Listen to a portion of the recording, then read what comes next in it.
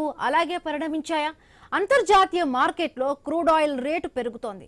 Barrel ధర $120 దాటిపోవచ్చని అంచనా వేస్తూ ఉన్నారు. రూపాయి మళ్లీ పతన వ్యవస్థలో కనిపిస్తోంది. ఇప్పటికే $1తో మారకం విలువ $95 దాటేసింది. సెంచరీ దిశగా దూసుకువెడుతోంది. ఫారెక్స్ నిల్వలు క్రమంగా ఆవిరి అవుతూ ఉన్నాయి. ఎరువుల సబ్సిడీ బిల్లు తడిసి మోపెడు అయ్యేలా ఉంది. మరొకవైపు ఆర్థిక లోటు కట్టుతప్పే ప్రమాదం కనిపిస్తోంది. ఈ పరిస్థితుల నుంచి భారత్ ఎలా గట్టెక్కుతుంది?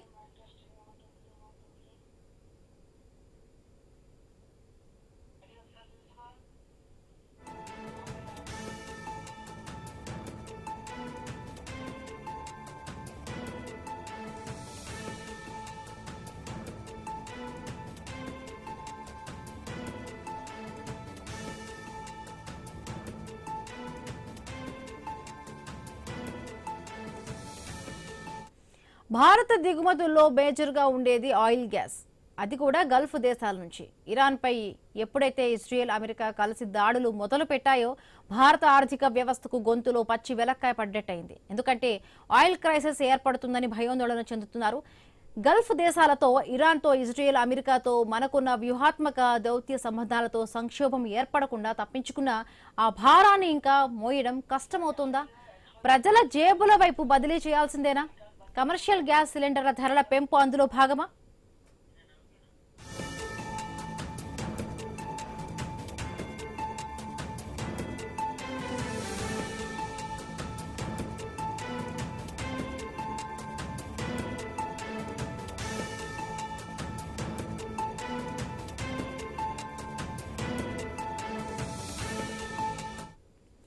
అంతర్జాతీయ మార్కెట్లో క్రూడ్ ఆయిల్ ధరల హెచ్చు తగ్గులకు తగ్గినట్టు దేశీయ పెట్రోల్, డీజిల్, గ్యాస్ రేట్లను సమీక్షించారు, పెంచుతూ ఉంటారు. ఈసారి 4 రాష్ట్రాలు, ఒక కేంద్ర పాలిత ప్రాంతంలో ఎన్నికల నేపథ్యంలో రేటు పెంచలేదని, పోలింగ్ ముగియగానే వార్తలు ఉంటాయని విపక్షాలు ఆరోపించాయి. బహుశా ఆ ఆరోపణల ఫలితమో, నిజంగానే కంపెనీలు కరుణించాయో గాని సామాన్యుల జోలికి రాలేదా? కమర్షియల్ సిలిండర్ రేటును ఎన్నడూ లేని విధంగా దాదాపుగా $1000 పెంచడం భారీ లోటును భర్తీ చేసుకోవడంలోని భాగమేనా?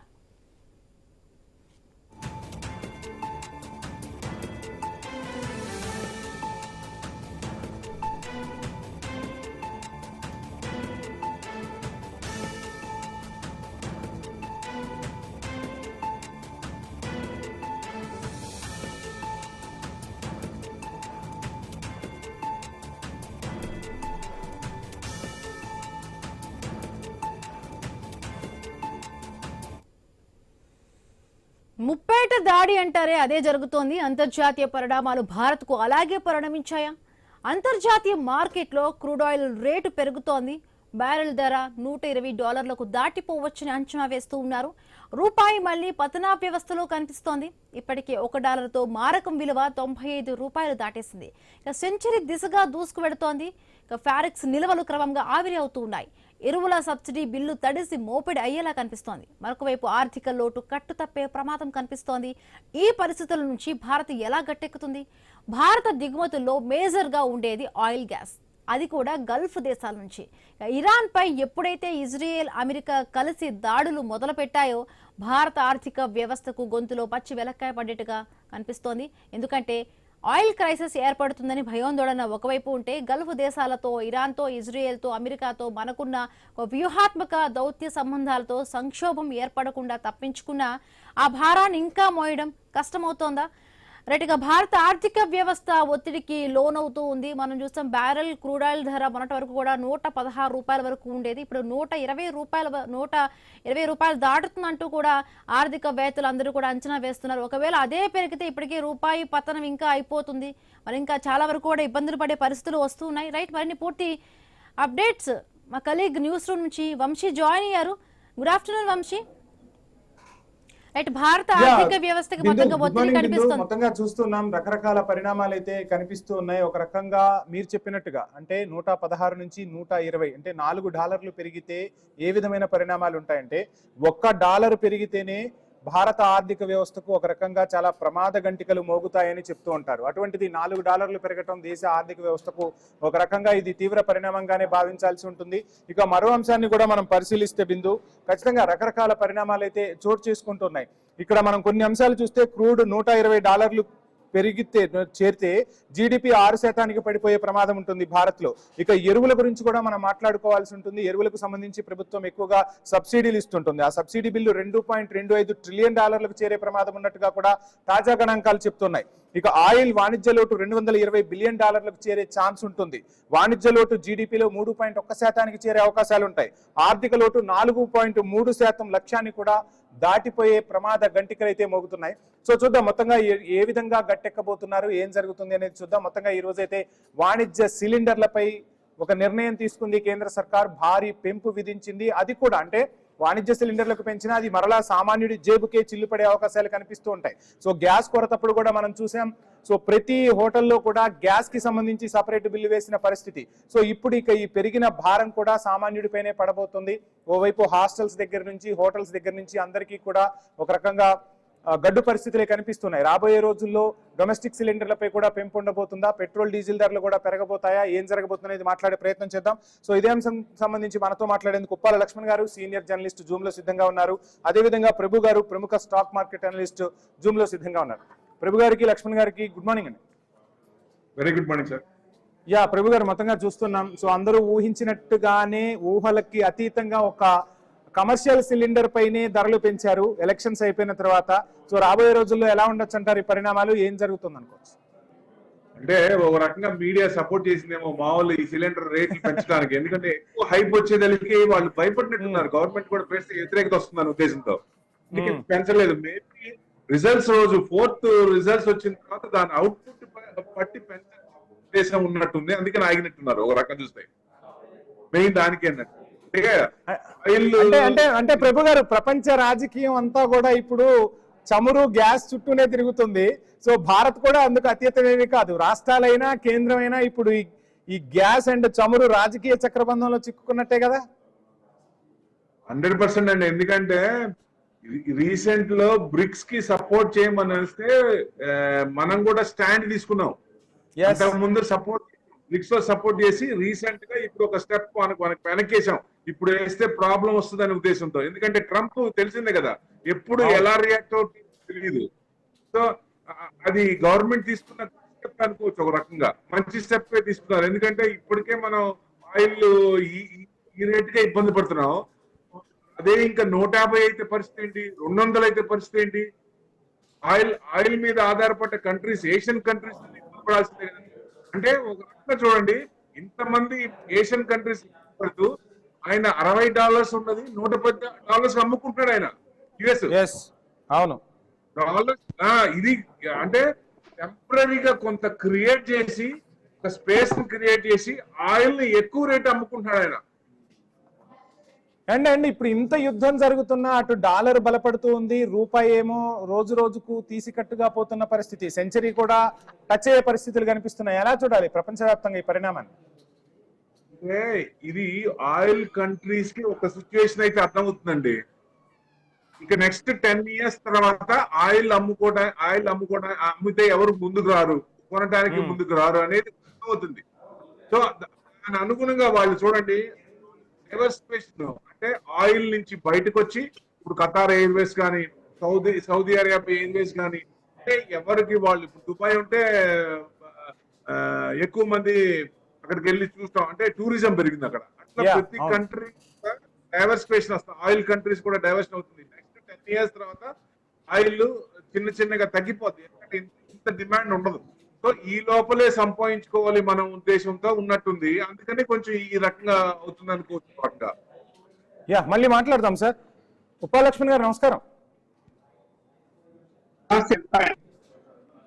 రైట్, మొత్తంగా కమర్షియల్ సిలిండర్ ధర అయితే పెరిగింది. రాబోయే రోజుల్లో డొమెస్టిక్ సంబంధించి, పెట్రోల్ కి సంబంధించి, అదేవిధంగా డీజిల్ కి సంబంధించి కూడా రకరకాల అంశాలు తెరపైకి వస్తున్నాయి. ఎలక్షన్ రిజల్ట్ తర్వాత ఏదైనా జరగచ్చన్న పరిస్థితులు కూడా కనిపిస్తున్నాయి. సో ఏది ఏమైనా అక్కడ ప్రపంచవ్యాప్తంగా భారం మోపితే ఖచ్చితంగా ఆ భారం ఇక్కడ సామాన్యుడిపై పడుతుంది. సో ఎలా చూస్తున్నారు ఈ అంశాన్ని, ఏ విధమైన పరిణామాలు ఎదుర్కోవాల్సి ఉంటుందంటారు?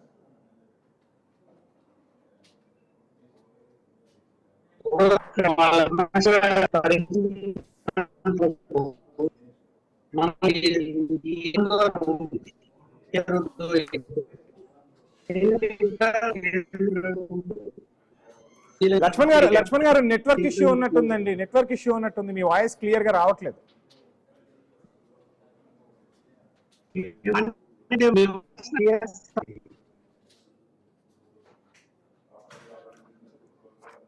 ఫోన్ ఇన్ లో సంప్రదించే ప్రయత్నం చేద్దాం. మొత్తంగా ప్రభు గారు చూస్తున్నాం రకరకాలుగా బ్యారెల్ $120 దాటితే, అంటే $1 పెరిగితేనే దేశ ఆర్థిక వ్యవస్థపై తీవ్ర ప్రభావం పడుతుంది. ఏకంగా 116 నుంచి 120, అంటే $4 పెరిగింది. సో భారత్ ఏ విధమైన పరిణామాలను ఎదుర్కోబోతుంది? సో ఎటువంటి పరిణామాలు మన దేశంలో జరిగే అవకాశం ఉందంటారు? మరి ఈ ఎఫెక్ట్ ఇప్పుడు ఆయిల్ పెరిగింది అనుకోండి, ఎక్కువ రేట్ పెట్టుకోవాలి, దాన్ని కరెంట్ అకౌంట్ డిఫిషియెంట్ మీద పడుతుంది. దాని అనుగుణంగా ఇంట్రెస్ట్ రేట్లు పెంచాల్సి వస్తుంది. ఇంట్రెస్ట్ రేట్లు పెంచితే అన్ని రేట్లు కూడా పెరిగిపోతాయి. ఇప్పుడు గ్యాస్ ఇప్పుడు చూసాం కదా ఎంత ఇబ్బంది పడుతున్నాను. ఇప్పుడు అవును, చాలా ఇబ్బంది పడుతున్నారు. ఎందుకంటే హోటల్లో కూడా ఎక్కువ చేసేవాళ్ళు అవి కూడా తగ్గించుకొని అవి కూడా రేట్లు పెంచారు. ఆ భారం ఎవరి మీద పడుతుంది? సామాన్యుడి పడుతుంది. ఎటు తిరిగి వచ్చి సామాన్యుడే, మళ్ళీ సామాన్యుడి జేబుకే చిల్లు పడుతుంది. సామాన్య జేబుకే జిల్లు. ఇప్పుడు టీ గాని మినిమం టీ ఇప్పుడు ₹10 టీ కూడా ₹15 వేశారు. అట్లా ప్రతిదీ కూడా పెంచుతున్నారు. అదంతా ఎవరికి బొక్క పడుతుంది అంటే సామాన్యుడికే ఇబ్బందికరంగా పరిస్థితులు వస్తున్నాయి. ఎందుకంటే ఎంత త్వరగా అయితే అంత త్వరగా హార్మోజ్ ఓపెన్ కావాలి. ఆయన ఏంటంటే ఏషియన్ కంట్రీస్ కి ఇబ్బంది పెట్టాలన్న ఉద్దేశం ఉన్నట్టుంది. అందుకని బాగా ఇబ్బంది పెట్టినాడు. ఓ రకంగా మనకేమో ఫ్రెండ్ అంటాడు, మళ్ళీ ఇంకో రకంగానేమో వెనక నుంచి పుట్ట పెడతారు. సో ఎంతవరకు అంటే స్ట్రైట్ ఆఫ్ హార్మోజ్ కనుక ఇంకొక 10 రోజులు ఇంకో 4 రోజులు ఇట్లానే ఉందనుకోండి, $150 కి వెళ్ళదా అంటే 100% వెళ్ళింది. అప్పుడు మన పరిస్థితి ఏంటి? చాలా ఇబ్బంది పడాలి.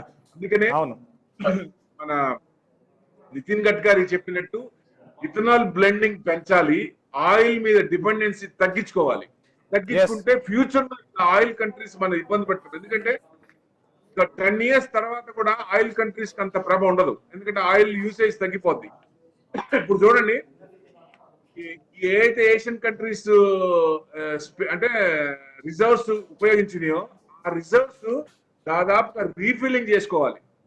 ఇప్పుడు రన్నింగ్ ఇదే, అదే రీఫిల్లింగ్ చేసుకోకుండా దాదాపు ఇప్పుడు చైనాకి అనుకోండి 20 days ఉంటది, అదే మీకు జపాన్ కొనుక్కునే 70 days ఉన్నాయి. ఇది టైం అయ్యే కొద్దికి ఆ రిజర్వ్స్ అయిపోతుంటే కష్టం. మళ్ళీ ఆ రిజర్వ్స్ ని ఫిల్ చేసుకోవాలన్నా రేట్ తక్కువ ఉన్నప్పుడు. ప్రభు గారు ఎప్పుడైనా సరే ప్రపంచ దేశాల్లో ఎక్కడ యుద్ధం జరిగినా సరే, ఆ యుద్ధంలో మనం ఇన్వాల్వ్ అవ్వకపోయినా చమురుకు సంబంధించి, గ్యాస్ కి సంబంధించి తీవ్ర సంక్షోభాన్ని ఎదుర్కొంటున్నాం. ఒడిదుడుకులు లోనవుతుంది మన ఆర్థిక వ్యవస్థ. సో చమురుకి సంబంధించి ఏం చేయలేం, కానీ గ్యాస్ కి సంబంధించి చాలా ఆల్టర్నేటివ్స్ యూజ్ చేసుకోవచ్చు కదా. ఇప్పుడు హోటల్సే ఉన్నాయి, సో ఇక్కడ ఇండక్షన్ యూజ్ చేసుకోవచ్చు అండ్ స్టీమ్ యూజ్ చేయొచ్చు. సో ఈ దిశగా ఎందుకు ప్రోత్సహించలేకపోతుంది ప్రభుత్వాలు? ఆ దిశగా హోటల్ రంగం కూడా ఎందుకు ఆ వైపు మళ్ళట్లేదు? ఇక్కడ హోటల్ రంగాన్ని కూడా మనం చాలా కీలకంగా చూడాల్సి ఉంటుంది. భారత్ లాంటి దేశాల్లో చాలా మందికి జీవనోపాధి లభిస్తుంది. ఓ రకంగా అదొక సేవా రంగంగా కూడా కంటిన్యూ అవుతున్న పరిస్థితులు కనిపిస్తున్నాయి. పర్యాటకానికి సంబంధించి కూడా చాలా ఊతమిస్తున్నాయి కదా హోటల్స్. సో ఏంటి అసలు ఎందుకు దృష్టి సారించట్లేదు? అంటే ఇప్పుడు ఇండక్షన్ స్టవ్ అంత మ్యానుఫ్యాక్చరింగ్ లేదు, అంటే all of a sudden demand కాబట్టి అంత రిక్వైర్మెంట్ ఉన్నా డిమాండ్ అండ్ సప్లై లేదు. మరి డిమాండ్ ఎక్కువ ఉంది, ఎక్కువ పరిస్థితి. ఎందుకంటే ఇండక్షన్ స్టవ్ అందరికీ అందుబాటులో లేవు. సో ఇండివిజువల్ ఉన్నాయి కానీ కమర్షియల్ గా లేవు. సో కమర్షియల్ గా ఏంటంటే ఇదివరకు ఏం చేసేవాళ్ళు, మనం కట్టెలు పొయ్యి చేసుకున్నాం. గవర్నమెంట్ కూడా చెప్పింది ఏంటి, మీకు అవసరం ఉన్న చోట వీలైన చోట కట్టెలతో చెయ్యండి, గ్యాస్ ఉపయోగించవద్దు అని చెప్పి వస్తే దాని ఇండికేషన్ ఇప్పుడు దాని పర్యవసనం ఇప్పుడు కనపడుతోంది. అందుకే ఎక్కువ మంది కూడా సిలిండర్ గ్యాస్ దాని నుంచి దీనికి వస్తున్నారు. కట్టెలు పోయి ఏమైనా స్పేస్ ఉంటే అవైలబుల్ ఉంటే, అంటే లేనప్పుడు అలాంటి ఉన్నప్పుడు ఇబ్బందులు వస్తాయండి. అది కాక ఇబ్బందులు దీంతో పాటు ఉన్న దాని మీద రేట్లు పెంచి మళ్ళీ రేపొద్దున గ్యాస్ మామూలుగా అయిపోయిందంటే రేట్లు మళ్ళీ తగ్గించరు. అప్పుడు ఎవరికి ఇబ్బంది? పే చేసేది ఎవరు? సామాన్యుడే కదా.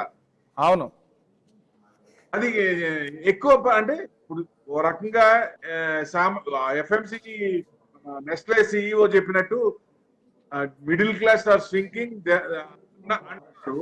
ఇంకా వాళ్ళు రొటేషన్ అవ్వట్లేదు, చాలా ఇబ్బంది పడుతున్నారు అన్నారు. అప్పటి నుంచి ఎఫ్ఎంసీ ఇబ్బంది పడుతున్నారు. అలాంటిది ఇలాంటివి వస్తుంటే చాలా ఇబ్బందే కదా. దెబ్బ మీద దెబ్బ అన్నట్టు, పూలుగే నక్క మీద తాటికాయ అన్నట్టు ఆల్రెడీ ఇబ్బంది పడుతుంటే దాని మీద మళ్ళీ గ్యాస్ సిలిండర్ ఇవి అందుబాటులో లేకుండా బ్లాక్ లో కొనుక్కోవాలి, ఎక్కువ రేటు పెట్టి కొనుక్కోవాలంటే చాలా ఇబ్బంది కదా. గవర్నమెంట్ ఎన్ని రకాలుగా ప్రయత్నం చేస్తూనే ఉంది, అంటే బ్లాక్ లో అమ్మొద్దని. కానీ బ్లాక్ అమ్మేది ఆగుతుందా? ఆగదు కదా. రిక్వైర్మెంట్ ఎక్కువ ఉన్నప్పుడు బ్లాక్ అనేది ఎక్కువ పోతూనే ఉంటది కదా. దాని అనుగుణంగా చాలా మంది బిజినెస్ కి కూడా కొన్ని బిజినెస్ అయితే మూతపడాల్సిన అవసరం ఉంది. ఆ అంశం గురించి కూడా మాట్లాడదాం సార్. మనం హైదరాబాద్ గురించి మాట్లాడుకుంటే హైదరాబాద్ లో హోటల్స్ అండ్ హాస్టల్స్, సో ఈ రోజు ఈ గ్యాస్ ధర పెరగటంతో ఒక్కసారిగా ఈ హోటల్ రంగం అటు హాస్టల్స్ కూడా పెద్ద ఎత్తున హాస్టల్స్ ఉన్న పరిస్థితి హైదరాబాద్ లో. సో ఈ రెండు కూడా ఇబ్బంది ఎదుర్కొంటున్నాయి. సో ఆ భారం మరలా కూడా సామాన్యుడిపైనే పడుతుంది. సో ఈ అంశం గురించి మనం మాట్లాడే ముందు ఒకసారి లక్ష్మణ్ గారి దగ్గరికి వెళ్దాం సార్.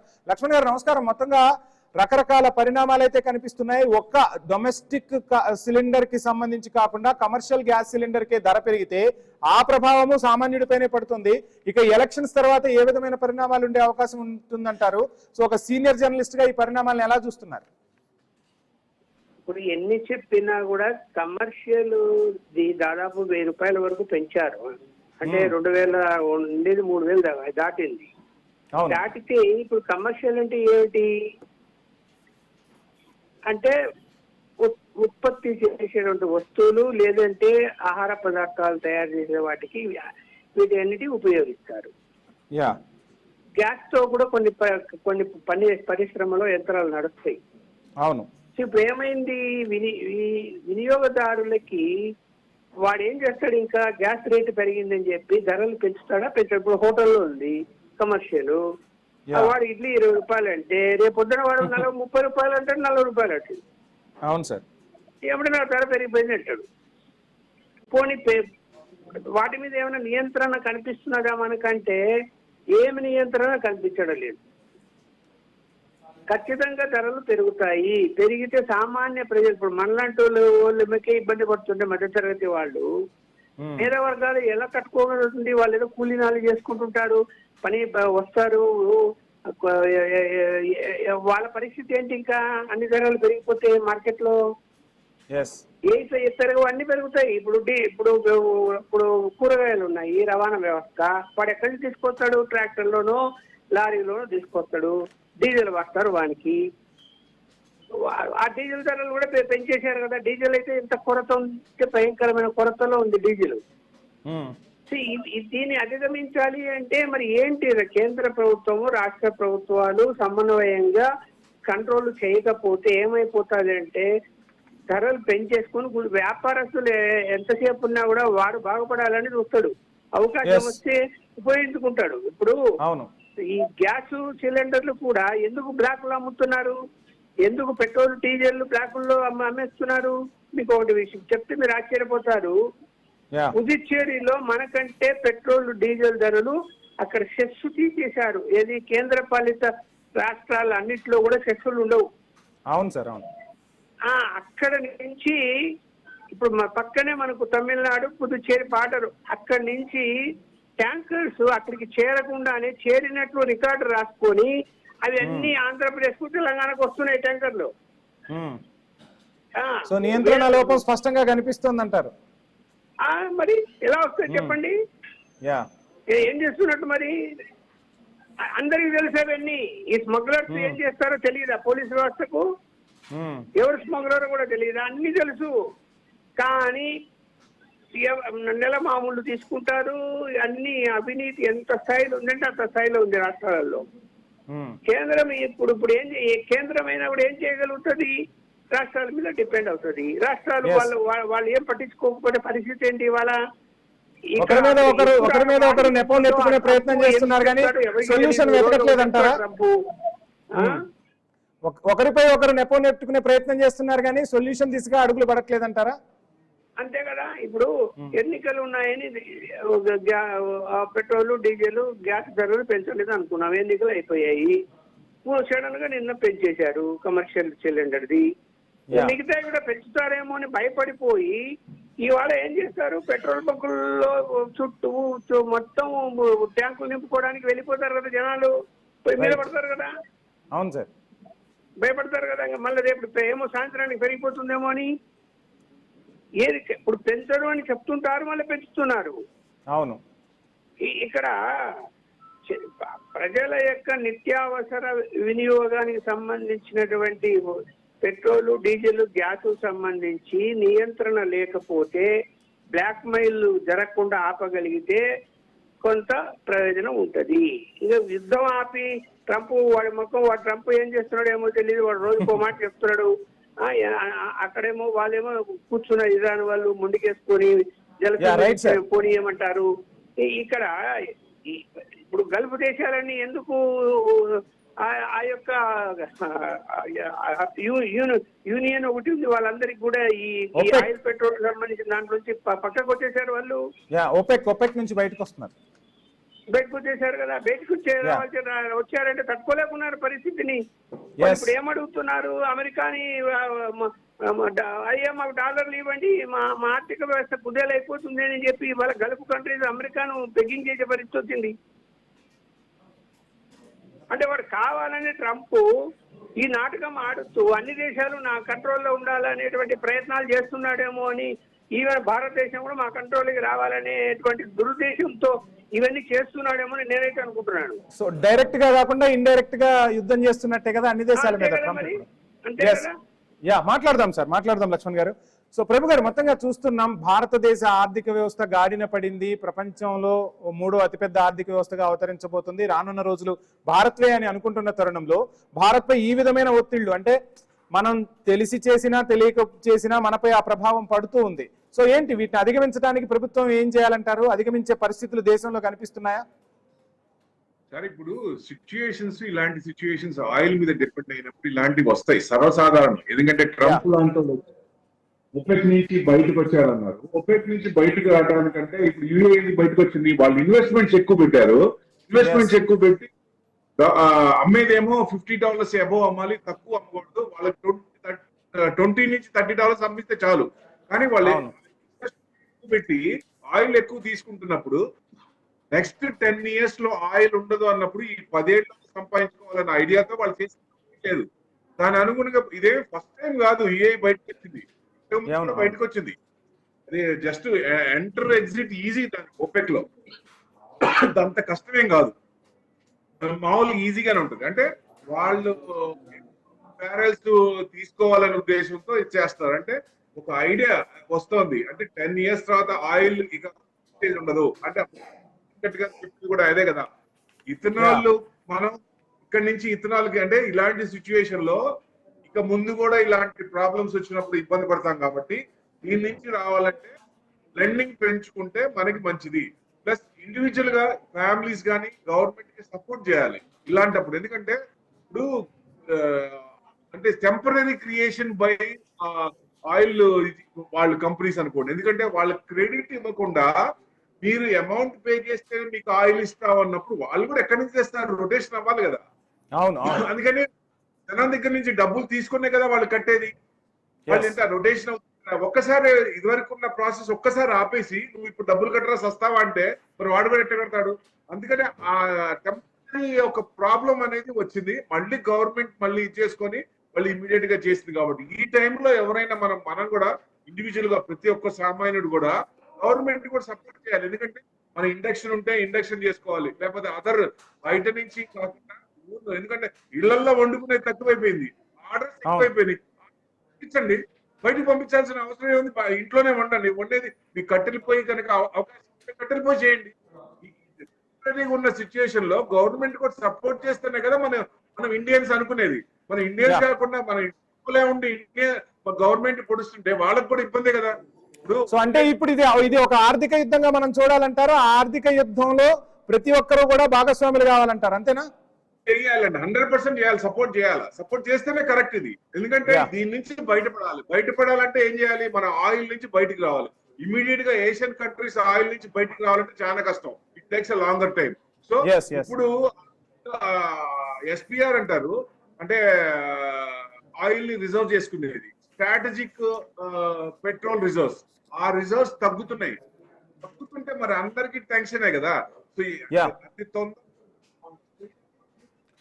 రైట్ సార్, మొత్తంగా చూద్దాం ఏం జరగబోతుంది ఏంటి అనేది. చర్చలో పాల్గొన్న ప్రభు గారికి, అదేవిధంగా లక్ష్మణ్ గారికి thank you so much. So మొత్తంగా కమర్షియల్ సిలిండర్ ధరలైతే పెరిగాయి. రాబోయే రోజుల్లో డొమెస్టిక్ సిలిండర్లకు సంబంధించి కూడా ధరలు పెరుగుతాయా అన్న భయం అయితే సామాన్యుడిని వెంటాడుతోంది. అదేవిధంగా పెట్రోల్ డీజిల్ కి సంబంధించి ధరలు పెరిగితే మాత్రం సామాన్యుడి జేబు గుల్ల కావటం ఖాయమంటున్నారు ఆర్థిక రంగ నిపుణులు. ఈ సమయంలో దేశానికి ఒక రకంగా బాసటగా నిలవాల్సిన అవసరం కూడా ప్రజలపై ఉంటుంది అని చెప్తున్నారు. సో సబ్సిడీలకు సంబంధించి ఏం చేయబోతున్నారు, రాబోయే రోజుల్లో ఎరువుల కొరత కూడా వేధిస్తుందా, ఎటువంటి పరిణామాలు ఎదుర్కోబోతుంది, ప్రభుత్వం ఏం చేయబోతుంది అనేది మాత్రం వేచి చూద్దాం. ఇది వాళ్ళ క్వశ్చన్ అవర్. Stay tuned.